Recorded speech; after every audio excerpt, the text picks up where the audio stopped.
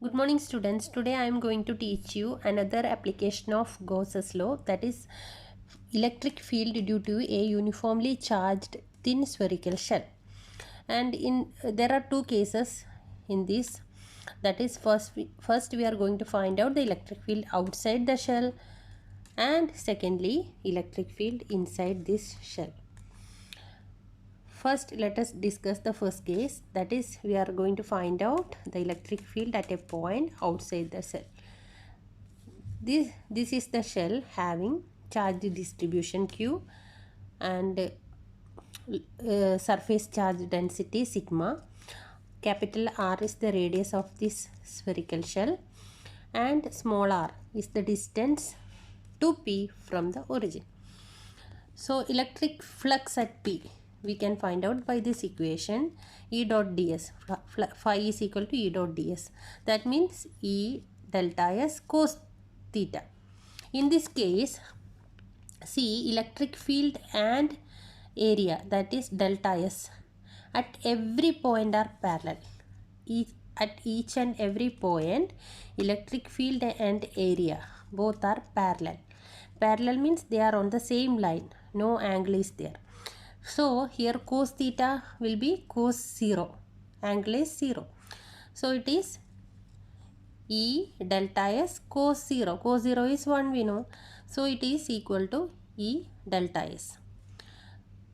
We are considering the Gaussian surface, that is outside with radius r. So in this case delta S, that is area of this spherical shell, is 4 pi r square. From this equation we can find out E. Correct. Flux is phi is equal to E into 4 pi r square. So flux at P, or simply phi we can write. So E is equal to phi divided by 4 pi r square. And by Gauss's law we know that flux is equal to Q by epsilon 0. Just we are putting this in the value in this equation, Q by epsilon 0 divided by 4 pi r square is there. That's why we will get this equation, Q divided by 4 pi epsilon 0 r square, that is electric field. And instead of Q we can put sigma. How we know that? Surface charge density sigma is charge by area, Q by A. From this equation, charge is equal to sigma into A. Sigma into A. So here area is this one. We are considering the inner sphere, spherical shell, where the charge distribution is there. So it will be sigma into 4 pi capital R square. Just we are putting the value here. Instead of Q we are putting the value sigma into 4 pi r square.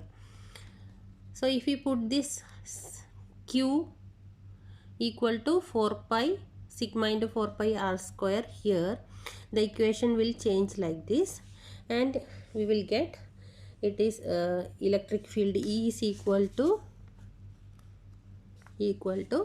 sigma divided by epsilon 0 capital R square divided by small r square.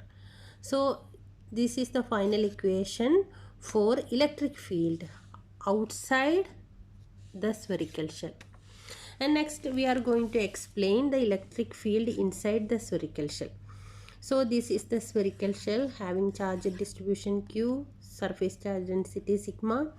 In this case we are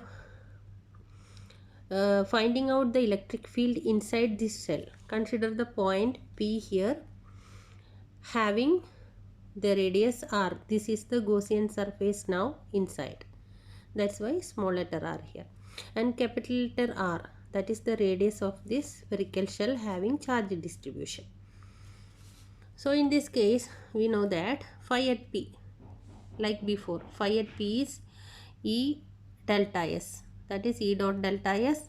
Here E and delta S are parallel at every point, so it is E delta S.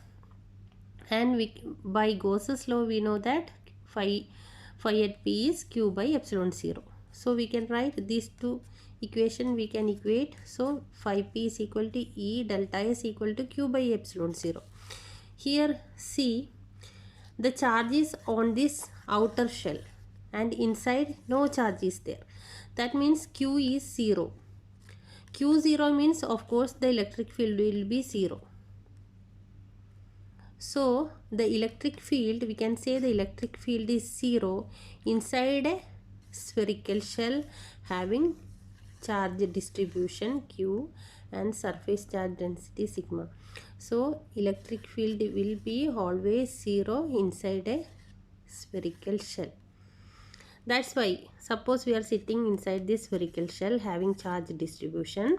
So if we sit inside, we won't get shocked because electric field is 0. That's why while lightning, if we sit inside a car, we won't get any shock.